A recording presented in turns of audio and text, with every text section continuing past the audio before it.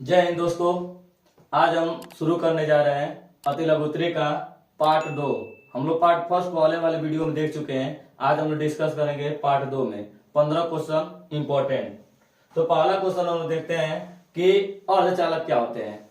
तो सिंपल हम लोग अर्धचालक के बारे में ये बोलते हैं कि अर्धचालक ऐसे पदार्थ होते हैं जो चालक और अचालक दोनों का गुण प्रदर्शित करते हैं। ऐसे पदार्थों को हम लोग बोलते हैं अर्धचालक। या अर्धचालक का एक और डिफिनेशन ये भी है कि अर्धचालक ऐसे पदार्थ होते हैं जिनकी चालकता तो चालक से कम होती है परंतु अचालक से अधिक होती है। तो ऐसे पदार्थ को हम लोग बोल सकते हैं अर्धचालक। अर्धचालक का एग्जाम्पल देखा जाए तो सिलिकॉन, जर्मेनियम ये अर्धचालक के कैटेगरी में आते हैं। अगला क्वेश्चन हम लोग देखते हैं एम्पियर का परिपति नियम। एम्पियर का जो परिपति नियम होता है वो हमेशा एक बंद लूप पर लगता है, माने एक बंद परिपथ होना चाहिए। वहां पर हम लोग देखते हैं एम्पियर का परिपति नियम। और एम्पियर का परिपति नियम ये कहता है कि किसी भी बंद पास में या किसी भी बंद परिपथ में चुंबकीय क्षेत्र B का रेखीय समाकलन उस बंद पास में बहने वाली वैद्युत धारा I के म्यू 0 गुना के क्या होता है, बराबर होता है। ये एम्पियर का परिपति नियम कहता है। तो हमेशा याद रखिएगा कि जो एम्पियर का परिपति नियम का यूज करेंगे हम लोग किसी बंद लूप के लिए करें। अगला क्वेश्चन हम लोग देखते हैं कि नति कोण क्या होता है।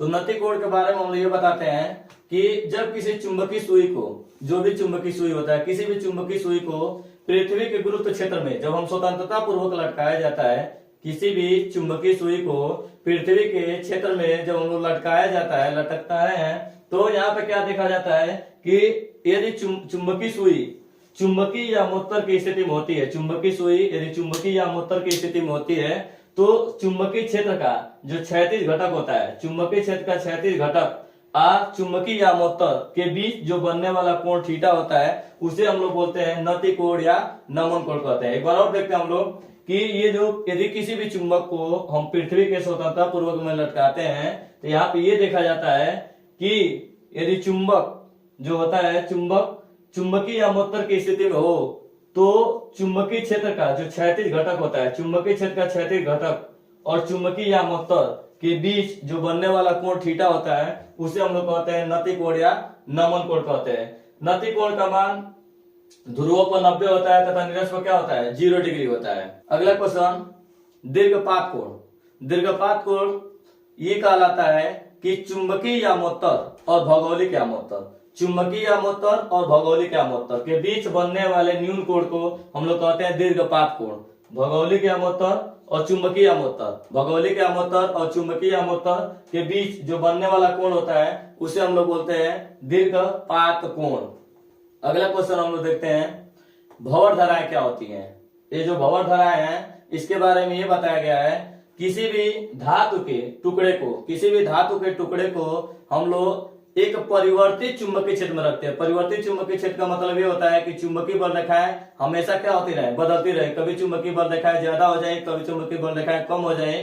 तो किसी भी धातु के टुकड़े को किसी परिवर्तित चुंबकीय क्षेत्र में रखा जाता है तो उस धातु की सतह से गुजरने वाली चुंबकीय बल रेखाओं में बार बार क्या होता है, परिवर्तन होता है। कभी चुंबकीय बल रेखाएं ज्यादा निकल जाती है, कभी चुंबकीय बल रेखाएं कम निकल जाती है। इसके कारण इस धातु के सतह के अंदर एक धारा उत्पन्न होती है जो कि कहलाती है प्रेरित विद्युत धारा या भंवर धाराएं। जो भंवर धाराएं इतनी शक्तिशाली होती है कि कभी कभी ये जो धातु का टुकड़ा होता है ये लाल और तप्त हो जाता है। इसकी खोज वैज्ञानिक जो फोको वैज्ञानिक थे उन्होंने किया था, इसलिए इसको कभी कभी ये भी बोल दिया जाता है कि फोको धारा है। भंवर धाराएं को फोको धाराएं भी बोला जाता है जो कि किसी परिवर्तित चुंबकीय क्षेत्र में ही उत्पन्न होती है। अगला क्वेश्चन हम लोग देखते हैं स्वप्रेरण क्या होता है। स्वप्रेरण के बारे में यह बताया गया है कि जब कभी किसी कुंडली में कुंडली जो होता है ये कुंडली है, जब किसी कुंडली में वैद्युत धारा के मान में हम लोग बार बार परिवर्तन करते हैं। इसका मतलब ये होता है कभी हम लोग वैद्युत धारा का मान ज्यादा कर देते हैं, कभी वैद्युत धारा का मान कम कर देते हैं। तो जब वैद्युत धारा के मान में हम बार बार परिवर्तन करते हैं तो इस कुंडली से बद्ध मतलब इस कुंडली से गुजरने वाली चुंबकीय बल रेखाओं में बार बार क्या होता है, परिवर्तन होता है, जिसके कारण इस कुंडली में एक बल उत्पन्न होता है जिसे प्रेरित विद्युत वाहक बल कहते हैं। और यदि कुंडली ये बंद है तो इसमें एक धारा बहेगी जिसे हम लोग कहते हैं प्रेरित विद्युत धारा कहते हैं, और इस घटना को स्वप्रेरण कहते हैं। एक बार और देख लीजिए कि जब किसी कुंडली से बद्ध चुंबकीय फ्लक्स में बार बार परिवर्तन होता है तो इस कुंडली में एक बल उत्पन्न होता है जिसे हम लोग कहते हैं प्रेरित विद्युत वाहक बल। और यदि ये कुंडली बंद है तो इसमें एक धारा बहेगी जिसे हम लोग कहते हैं प्रेरित विद्युत धारा, और इस घटना को हम लोग बोलते हैं स्वप्रेरण। जब हम प्रेरित विद्युत धारा जो पैदा होता है, यदि हम मुख्य धारा का मान बढ़ाते हैं तो प्रेरित विद्युत धारा का मान मुख्य धारा के विपरीत दिशा में बढ़ता है और बढ़े हुए धारा का विरोध करता है। और मुख्य धारा का मान यदि हम कम करते हैं तो प्रेरित विद्युत धारा मुख्य धारा की दिशा में बहने लगता है और घटे हुए धारा का क्या करता है, विरोध करता है। अगला क्वेश्चन हम लोग कहते हैं फैराडे का जो नियम है, फैराडे का जो नियम कहलाता है कि फैराडे का वैद्युत चुंबकीय प्रेरण नियम क्या होता है। फैराडे ने बताया था कि जब किसी कुंडली को, जब ये कुंडली है, जब किसी कुंडली को किसी चुंबक के सापेक्ष हम लोग गति कराते हैं, जब किसी कुंडली को किसी चुंबक के सापेक्ष हम लोग बार बार गति कराते हैं, इसको जब हम चुंबक को ऊपर नीचे करेंगे तो इस कुंडली से गुजरने वाली चुंबकीय बल रेखाओं में बार बार परिवर्तन होता है। जब किसी कुंडली को या किसी चुंबक को, ये चुंबक को ही, जब किसी चुंबक को किसी कुंडली के सापेक्ष हम लोग बार बार जब ऊपर नीचे करते हैं, बार बार क्या करते हैं, गति कराते हैं, तो इस कुंडली से गुजरने वाली चुंबकीय फ्लक्स में क्या होता है, बार बार परिवर्तन होता है, जिसके कारण इस कुंडली में एक बल उत्पन्न होता है जिसे प्रेरित विद्युत वाहक बल कहते हैं। क्या पैदा होता है, बल उत्पन्न होता है जिसे प्रेरित विद्युत वाहक बल कहते हैं। और इस प्रेरित विद्युत वाहक बल ई का मान, प्रेरित विद्युत वाहक बल ई का मान चुंबकीय फ्लक्स के परिवर्तन के ऋणात्मक दर के क्या होता है, बराबर होता है। चुंबकीय फ्लक्स के परिवर्तन के ऋणात्मक दर के बराबर होता है। और फैराडे का दूसरा नियम ये कहता है कि किसी भी कुंडली में, ये जो कुंडली है, किसी भी कुंडली में उत्पन्न होने वाली जो धारा होती है, प्रेरित विद्युत धारा, ये उस कारण का विरोध करती है जिससे ये क्या होती है, स्वयं उत्पन्न होती है। इसे हम लोग लेंज का भी नियम कहते हैं और या फैराडे का दूसरा नियम कहते हैं। और जो पहला वाला नियम होता है इसे न्यूमैन का भी नियम कहते हैं। तो फैराडे का पहला नियम एक बार और देखते हैं। ये कहता है कि जब किसी कुंडली को किसी चुंबक के सापेक्ष गति कराते हैं तो इस कुंडली में एक बल उत्पन्न होता है जिसे हम लोग कहते हैं प्रेरित विद्युत वाहक बल ई। क्या कहते हैं, प्रेरित विद्युत वाहक बल ई। और प्रेरित विद्युत वाहक बल ई का मान चुंबकीय फ्लक्स के परिवर्तन के ऋणात्मक दर के क्या होता है, बराबर होता है। और दूसरा वाला ये कहता है कि जब किसी कुंडली को चुंबक के सापेक्ष गति कराते हैं तो कुंडली में उत्पन्न वाला प्रेरित विद्युत धारा उस कारण का विरोध करता है जिससे स्वयं पैदा होता है। अगला क्वेश्चन हम लोग देखते हैं ट्रांसफार्मर। ट्रांसफार्मर जो होता है वो बोला है क्वेश्चन में कि ट्रांसफार्मर किस सिद्धांत पर कार्य करता है। ये जो क्वेश्चन 1 नंबर का है इसलिए हम लोग इसके बारे में ज्यादा डिटेल नहीं करेंगे, हम इसका अलग से एक वीडियो बनाएंगे। तो ट्रांसफार्मर क्या किस सिद्धांत पर कार्य करता है, तो बस सिंपल आपको जब 1 नंबर में आएगा तो लिखना होगा कि जो ट्रांसफार्मर होता है वह अन्योन्य प्रेरण के सिद्धांत पर कार्य करता है। जो ट्रांसफार्मर होता है अन्योन्य प्रेरण के सिद्धांत पर कार्य करता रहता है। इसमें 2 प्रकार की कुंडलियां लगी होती है, एक में ज्यादा फेरे होते हैं, एक में कम फेरे होते हैं। तो आपको सिंपल लिखना है कि 1 नंबर में ट्रांसफार्मर किस सिद्धांत पर कार्य करता है, तो हम बोलेंगे ट्रांसफार्मर अन्योन्य प्रेरण के सिद्धांत पर कार्य करता है। और ट्रांसफार्मर का यह कार्य होता है कि कम वाले वोल्टेज को अधिक वोल्टेज में कर सकता है, अधिक वोल्टेज को कम वोल्टेज में कर सकता है। यही ट्रांसफार्मर का मुख्यतः कार्य होता है। अगला क्वेश्चन हम लोग का है कि विद्युत चुंबकीय तरंगों के 2 गुण लिखिए। तो उससे पहले हम देखते हैं कि विद्युत चुंबकीय तरंगें कहां से निकलती हैं। तो बोला जाता है कि विद्युत चुंबकीय तरंगों के बारे में जब कोई आवेशित कण त्वरित होता है, मतलब उसमें त्वरण उत्पन्न होता है। त्वरण कब उत्पन्न होगा, जब उसके वेग में परिवर्तन होगा। तो जब कोई आवेशित कण गतिमान होता है तो हमेशा एक प्रकार के तरंगे निकालता है जिसे हम लोग कहते हैं वैद्युत चुंबकीय तरंगे। वैद्युत चुंबकीय तरंगों के गुण देखिए। तो सबसे पहले जो वैद्युत चुंबकीय तरंगे होती हैं वो उनकी जो चाल होती है वो प्रकाश के चाल के ही बराबर होती है, 3 × 10⁸। उसके बाद ये जो वैद्युत चुंबकीय तरंगे होती हैं ये प्रकाश का परावर्तन और प्रकाश के अपवर्तन जैसा भी गुण प्रदर्शित करती हैं। फिर जो चुंबकीय तरंगे होती हैं वह तरंगे अनुप्रस्थ तरंगे होती है, न कि अनुदैर्ध्य तरंगे होती हैं। तो वैद्युत चुंबकीय तरंगे, और इसमें जो वैद्युत क्षेत्र और चुंबकीय क्षेत्र होता है सदैव तरंग के संचरण के लंबवत होता है। वैद्युत क्षेत्र ई और चुंबकीय क्षेत्र बी दोनों एक दूसरे क्या होते हैं, लंबवत होते हैं, और तरंगों के भी क्या होते हैं, लंबवत होते हैं।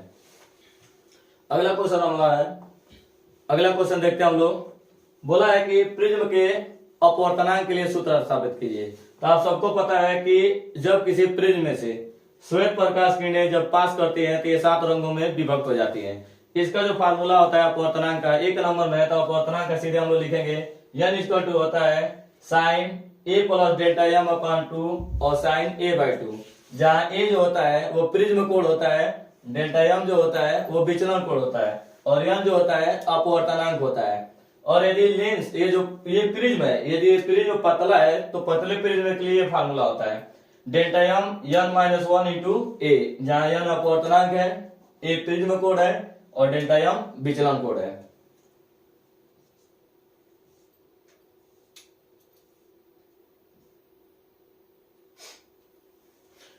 अगला क्वेश्चन हम लोग देखते हैं नेत्र की समंजन क्षमता। समंजन क्षमता क्या होता है नेत्र लेंस की?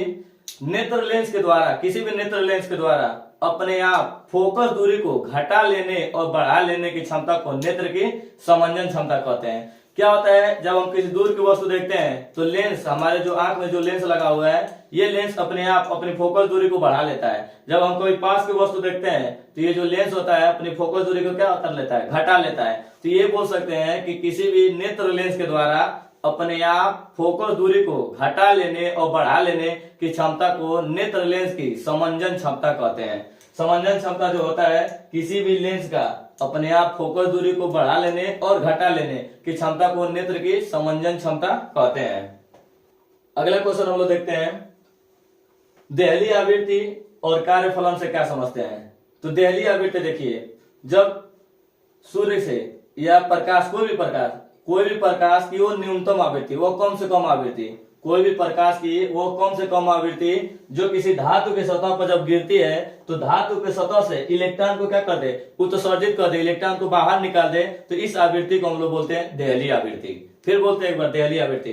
देहली आवृत्ति किसी भी तरंग की वह न्यूनतम आवृत्ति है, वो कम से कम आवृत्ति है जो किसी धातु के सतह पर जब गिरती है तो धातु की सतह से इलेक्ट्रॉन को क्या कर देती है, बाहर निकाल देती है, इलेक्ट्रॉन को क्या कर देती है, उत्सर्जित कर देती है। ऐसी आवृत्ति को हम लोग कहते हैं देहली आवृत्ति। और जो कार्यफलन होता है, कार्यफलन वह कार्य होता है किसी धातु के सतह से इलेक्ट्रॉन को, किसी धातु के सतह से इलेक्ट्रॉन को बाहर निकलने में जो कार्य करना पड़ता है वही कार्य कार्यफलन कहलाता है। किसी भी इलेक्ट्रॉन का क्या कहलाता है, कार्यफलन कहलाता है। तो ये कार्यफलन होता है धातु के सतह से इलेक्ट्रॉन को बाहर निकलने में जो भी काम करना पड़ता है वही कार्य क्या कहलाता है, कार्यफलन कहलाता है। नेक्स्ट क्वेश्चन हम देखते हैं, परमाणु में इलेक्ट्रॉन का अस्थायी कक्षा, कि जो इलेक्ट्रॉन होता है वो परमाणु के अंदर किस कक्षा में अस्थायी होता है। तो बोहर ने कहा था कोई भी इलेक्ट्रॉन अस्थायी कक्षा में तभी चक्कर लगा सकता है, या अस्थायी कक्षा में चक्कर लगाने वाला इलेक्ट्रॉन वो ऊर्जा का उत्सर्जन ही नहीं करता है। अस्थायी कक्षा में चक्कर लगाने वाला इलेक्ट्रॉन क्या करता है, ऊर्जा का उत्सर्जन नहीं करता है। और अस्थायी कक्षा में चक्कर लगाने वाले इलेक्ट्रॉन का कोणीय संवेग जो जे होता है, कोणीय संवेग h/2 पाई का क्या होता है, पूर्ण गुणज होता है। h/2 पाई का पूर्ण गुणज होता है कोणीय संवेग। कोणीय संवेग h इक्वल टू होता है, देखिए कोणीय संवेग j इक्वल टू n/2 पाई, जहां n होता है वो ऑर्बिट की संख्या होती है। हम लोग अगला क्वेश्चन देखते हैं, समभारी और समस्थानिक। समभारी किसे कहते हैं, समस्थानिक किसे कहते हैं, ये आप पहले से भी जानते होंगे समभारी किसे कहते हैं। तो समभारी हम लोग बोलते हैं ऐसे तत्वों को हम लोग समभारी बोलते हैं जिनका परमाणु भार समान होता है किंतु परमाणु क्रमांक क्या होता है, अलग अलग होता है। ऐसे तत्वों को हम लोग बोलते हैं समभारी। जैसे एग्जाम्पल देखा जाए समभारी का, तो ये समभारी का दिया जाता है, हाइड्रोजन का एक परमाणु है और हीलियम का एक परमाणु है। इनका परमाणु क्रमांक तो अलग अलग है किंतु परमाणु भार क्या है, समान है। तो जिन तत्वों के परमाणु भार समान हो किंतु परमाणु क्रमांक क्या हो, अलग अलग हो, ऐसे तत्वों को हम क्या कहते हैं, समभारी कहते हैं। वहीं पे देखा जाए कि समस्थानिक किसे कहते हैं, तो समस्थानिक ऐसे तत्व होते हैं जिनका परमाणु क्रमांक तो समान हो किंतु परमाणु भार क्या हो, अलग अलग हो, ऐसे तत्वों को हम लोग कहते हैं समस्थानिक। जैसे हाइड्रोजन का 3 समस्थानिक लिखे हैं, प्रोटोनियम, ड्यूटेरियम, टाइटेनियम। ये जो होता है ये समस्थानिक है क्योंकि इनका परमाणु क्रमांक क्या है, समान है किंतु परमाणु भार क्या है, अलग अलग है। अगला क्वेश्चन, ये हमारा आज के वीडियो का लास्ट क्वेश्चन है। हम लोग ये देखते हैं कि जो विद्युत चुंबकीय तरंगे होती हैं उनका तरंग दैर्घ्य क्या होता है। तो हम यहाँ पे लिखे हैं कि बढ़ते हुए तरंग दैर्घ्य के क्रम में एक सीरीज बनाए हैं। यहाँ पे ये देखा जा रहा है कि सबसे ज्यादा जो तरंग दैर्घ्य होता है वो रेडियो तरंग का होता है और सबसे कम जो तरंग दैर्घ्य होता है वो गामा किरणों का होता है। जस्ट इसी का अपोजिट होता है। यदि आवृत्ति की बात किया जाए तो सबसे ज्यादा आवृत्ति गामा किरणों की होगी और सबसे कम आवृत्ति रेडियो तरंगे की होगी। और यहाँ पर हम ये बोले देखा गया है कि इनका उपयोग कहाँ करते हैं, गामा किरणों का उपयोग हम लोग कहाँ करते हैं, जीवाणुओं को मारने में। एक्स किरणों का क्या उपयोग करते हैं, चिकित्सा में, जैसे पता करते हैं किसका मतलब ये हड्डी टूटने में पता कर सकते हैं हड्डी टूटा है या नहीं, इसका एक्स किरणों का उपयोग करते हैं।